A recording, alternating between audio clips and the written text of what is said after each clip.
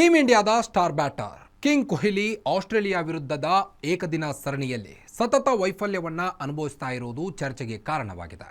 ಇವತ್ತು ನಡೆದ ಎರಡನೇ ODI ಪಂದ್ಯದಲ್ಲಿ ಮತ್ತೊಮ್ಮೆ ಡಕ್ಔಟ್ ಆಗಿ ಪೆವಿಲಿಯನ್ಗೆ ತೆರಳುವಾಗ ಕೊಹ್ಲಿ ಅಭಿಮಾನಿಗಳಿಗೆ ಮಾಡಿದ ಅದೊಂದು ಸನ್ನೆ ಏಕದಿನದಿಂದಲೂ ನಿವೃತ್ತಿ ಘೋಷಣೆ ಮಾಡುತ್ತಾರಾ ಎನ್ನುವ ಪ್ರಶ್ನೆ ಮೂಡಿಸಿದೆ. ವಿರಾಟ್ ಕೊಹ್ಲಿ ಅವರ ಈ ರೀತಿಯಾದಂಥ ಬ್ಯಾಟಿಂಗ್ ವೈಫಲ್ಯ ಅಭಿಮಾನಿಗಳಿಗೆ ನೋವುಂಟು ಮಾಡಿದ್ದು, ಅಷ್ಟೊಂದು ಡಿಸಪಾಯಿಂಟ್ನಲ್ಲಿ ಡ್ರೆಸ್ಸಿಂಗ್ ರೂಮ್ನತ್ತ ಕೊಹ್ಲಿ ಮರಳಿದರು. ಪರ್ತ್ನಲ್ಲಿ ನಡೆದಂಥ ಈ ಮ್ಯಾಚ್ನಲ್ಲೇ ಮೊದಲ ODIನಲ್ಲೇ ವಿರಾಟ್ ಕೊಹ್ಲಿ ಅವರು ಕೇವಲ 8 ಬಾಲ್ ಆಡಿ 0 ಸುತ್ತಿದ್ರು. ಇದರ ಬೆನ್ನಲ್ಲೇ ಇಂದು ನಡೆದ ಎರಡನೇ ಏಕದಿನ ಪಂದ್ಯದಲ್ಲಿ ಕೊಹ್ಲಿ ಮತ್ತೆ ಡಕ್ಔಟ್ ಆಗಿದ್ದಾರೆ. ಸತತ ಡಕ್ಔಟ್ ಆಗಿದ್ದು ಅವರ ಕ್ರಿಕೆಟ್ ವೃತ್ತಿ ಜೀವನದಲ್ಲಿ ಇದೇ ಮೊದಲು ಎನ್ನಲಾಗುತ್ತಿದೆ. ಇನ್ನು ಇಂದಿನ ಪಂದ್ಯದಲ್ಲಿ ನಾಯಕ ಗಿಲ್ ಔಟ್ ಆದ ಬಳಿಕ ಕ್ರೀಸ್ಗೆ ಆಗಮಿಸಿದ ಕಿಂಗ್ ಕೊಹ್ಲಿ ಬ್ಯಾಟಿಂಗ್ನಲ್ಲಿ ಮತ್ತೊಮ್ಮೆ ಎಡವಿ ಬಿದ್ದರು. ಆಸ್ಟ್ರೇಲಿಯಾದ ವೇಗಿ ಜೇವಿಯರ್ ಹಾಕಿದಂಥ 6 ಓವರ್ 5ನೇ ಬಾಲ್ ಅನ್ನು ಹೊಡೆಯಲು ಹೋದಂಥ ವಿರಾಟ್ ಕೊಹ್ಲಿ LBWಗೆ ಬಲಿಯಾದರು. ಬಾಲ್ ಮಿಡಲ್ ವಿಕೆಟ್ ನೇರ ಇದ್ದಿದ್ದರಿಂದ ವಿರಾಟ್ ಕೊಹ್ಲಿ ಔಟ್ ಸ್ಪಷ್ಟವಾಗಿತ್ತು. ಇದರಿಂದ ಈ ಸರಣಿಯಲ್ಲಿ ವಿರಾಟ್ ಕೊಹ್ಲಿ ಡಕ್ಔಟ್ ಆಗಿದ್ದು ಫ್ಯಾನ್ಸ್ಗೆ ಭಾರಿ ಬೇಸರ ಮೂಡಿಸಿದೆ. ಈ ಪಂದ್ಯದಲ್ಲಿ 4 ಬಾಲ್ ಆಡಿದ್ದಂಥ ಕೊಹ್ಲಿ 0 ಸುತ್ತಿದ್ರು. ಕೊಹ್ಲಿ ಪೆವಿಲಿಯನ್ಗೆ ಹೋಗುವಾಗ ತಲೆ ತಗ್ಗಿಸಿಕೊಂಡು 2 ಗ್ಲೌಸ್ ಬಿಚ್ಚಿ ಒಂದು ಕೈನಲ್ಲಿ ಹಿಡಿದುಕೊಂಡು ಮೇಲೆತ್ತಿ ಅಲ್ಲಾಡಿಸುತ್ತಾ ಹೋದರು. ಈ ವೇಳೆ ಗ್ಯಾಲರಿಯಲ್ಲಿ ಕುಳಿತಿದ್ದಂಥ ಫ್ಯಾನ್ಸ್ ಹೋ ಹೋ ಎಂದು ಕೂಗುತ್ತಿದ್ದರು. ಆದರೆ ಕೊಹ್ಲಿ ತಲೆ ಎತ್ತಲೇ ಇಲ್ಲ. ಕೈಯಲ್ಲಿದ್ದ ಗ್ಲೌಸ್ಗಳನ್ನು ಅಲ್ಲಾಡಿಸುತ್ತಾ ಹೋದರು. ಇದೇ ಅವರ ಏಕದಿನ ಕ್ರಿಕೆಟ್ ನಿವೃತ್ತಿ ಸೂಚನೆಯಾ ಎಂದು ಸೋಷಿಯಲ್ ಮೀಡಿಯಾದಲ್ಲಿ ಪ್ರಶ್ನೆ ಮಾಡಲಾಗ್ತಾ ಇದೆ. ಈಗಾಗಲೇ ವಿರಾಟ್ ಕೊಹ್ಲಿ ಅವರು T20 ಇಂಟರ್ನ್ಯಾಷನಲ್ ಹಾಗೂ ಟೆಸ್ಟ್ ಕ್ರಿಕೆಟ್ಗೆ ನಿವೃತ್ತಿ ಘೋಷಣೆ ಮಾಡಿದ್ದಾರೆ. ಇದರ ಬೆನ್ನಲ್ಲೇ ಏಕದಿನಕ್ಕೂ ರಿಟೈರ್ಮೆಂಟ್ ಕೊಡ್ತಾರಾ ಅನ್ನುವ ಪ್ರಶ್ನೆ ಮೂಡಿರುವಂಥದ್ದು. ಏಕೆಂದರೆ ಇವತ್ತು ಔಟ್ ಆಗುತ್ತಿದ್ದಂತೆ ಕೊಹ್ಲಿ ಅವರ ವರ್ತನೆ ನಿವೃತ್ತಿಗೆ ಪುಷ್ಟಿ ನೀಡುವಂತೆ ಇತ್ತು ಎನ್ನಲಾಗ್ತಾ ಇದೆ.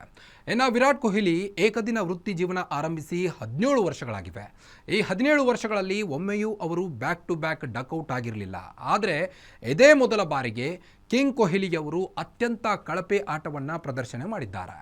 ಆಸ್ಟ್ರೇಲಿಯಾ ವೇಗಿಗಳು ಯಶಸ್ವಿಯಾಗಿದ್ದಾರೆ. ಇದರಲ್ಲಿ ಇನ್ನು ಅಡಿಲೇಡ್ನ ಓವಲ್ ಮೈದಾನದಲ್ಲಿ ನಡೆದಂಥ ಆಸ್ಟ್ರೇಲಿಯಾ ವಿರುದ್ಧದ ಎರಡನೇ ಏಕದಿನ ಪಂದ್ಯದಲ್ಲಿ 3ನೇ ಕ್ರಮಾಂಕದಲ್ಲಿ ಕಣಕ್ಕಿಳಿದ ವಿರಾಟ್ ಕೊಹ್ಲಿಯನ್ನು LBW ಮಾಡುವಲ್ಲಿ ಆಸೀಸ್ ವೇಗಿ ಕ್ಸೇವಿಯರ್ ಬ್ಲಾಟ್ಲೈಟ್ ಯಶಸ್ವಿಯಾಗಿದ್ದಾರೆ. ಇದಕ್ಕೂ ಮುನ್ನ ಪರ್ತ್ನಲ್ಲಿ ನಡೆದ ಮೊದಲ ಏಕದಿನ ಪಂದ್ಯದಲ್ಲಿ ವಿರಾಟ್ ಕೊಹ್ಲಿ ಮಿಚೆಲ್ ಸ್ಟಾರ್ಕ್ಗೆ 0ಕ್ಕೆ ವಿಕೆಟ್ ಒಪ್ಪಿಸಿದ್ರು.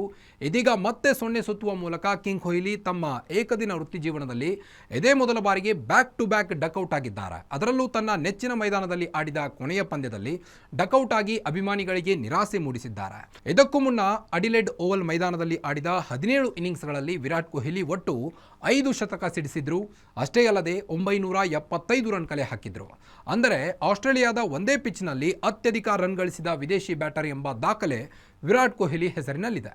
ಇದೀಗ ಭರ್ಜರಿ ದಾಖಲೆ ಬರೆದ ಮೈದಾನದಲ್ಲೇ 0ಕ್ಕೆ ವಿಕೆಟ್ ಒಪ್ಪಿಸಿ ಕಿಂಗ್ ಕೊಹ್ಲಿ ಬಾರದ ಹೆಜ್ಜೆ ಹಾಕಿದ್ದಾರೆ. ಇನ್ನು ಏಕದಿನ ಪಂದ್ಯಗಳಲ್ಲಿ ಗಿಲ್ ನಾಯಕತ್ವದ ಪ್ರಶ್ನೆ ಎದ್ದಿರುವಂಥದ್ದು. ಆಸ್ಟ್ರೇಲಿಯಾ ವಿರುದ್ಧದ ಏಕದಿನ ಸರಣಿಗೂ ಮುನ್ನ ಶುಭ್ಮನ್ ಗಿಲ್ ಅವರನ್ನ ಭಾರತದ ಹೊಸ ಏಕದಿನ ನಾಯಕರನ್ನಾಗಿ ನೇಮಿಸಲಾಯಿತು. ಅವರು ರೋಹಿತ್ ಶರ್ಮಾ ಅವರನ್ನ ನಾಯಕ ಸ್ಥಾನವನ್ನು ಪಡೆದುಕೊಂಡರು.